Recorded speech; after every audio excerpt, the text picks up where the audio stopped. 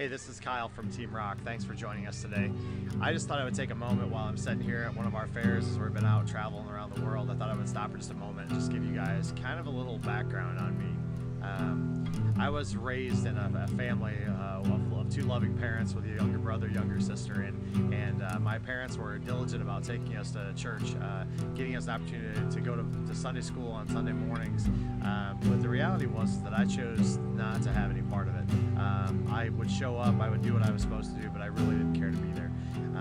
As I became an adult, when I turned 18, I decided that part of my life was officially over and that I no longer needed to attend that, because for me it was just like munching a carton and just clocking in and clocking out.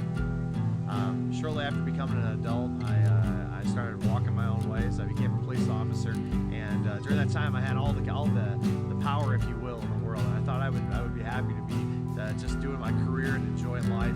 And even with all that, I just didn't seem to find that it was a good. So I decided to start a company, and my little company turned into kind of a major one. And I had lots of employees, had all kinds of money, and could really do whatever I wanted. And so that took me down a path of being able to buy all the things I wanted, go wherever I wanted, and through all that, I just still wasn't happy. My wife, who was my wife of several years at that point, was very estranged to me. We lived in the same house, but we weren't happily married, and we had talked about divorce several times. And I was really at a point of just really wanting to be done. Well, in 2009, when the economy tanked, my company took a major hit. We took about a 70% loss.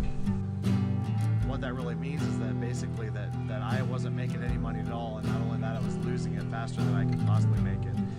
We went almost 6 months without any income, and yet I kept every one of my employees employed, kept paying them, and I drained every account I had until I was down to nothing.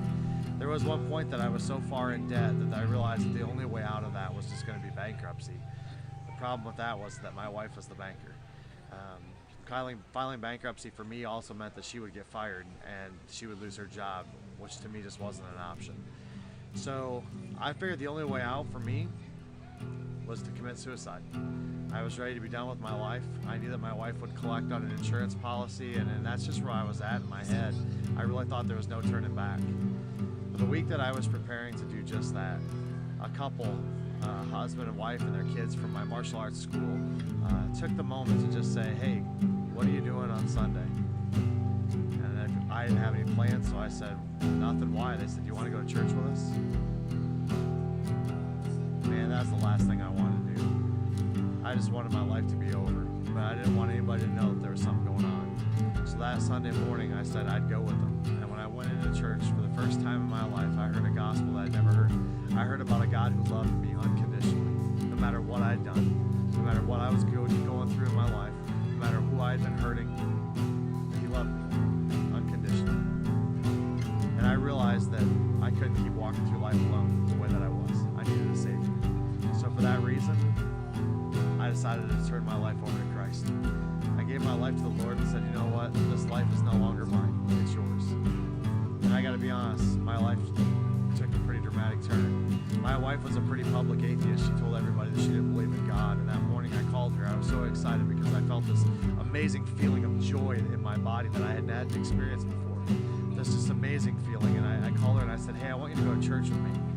And I thought she would argue with me and tell me there's just no way she would go. But she said to me on the phone, she said, "Okay."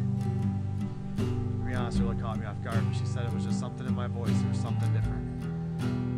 3 weeks later, my wife, after going to church for 3 straight weeks with me, she decided to join me on this journey, and she decided to give her life to Christ as well. And together we've been on this walk all along.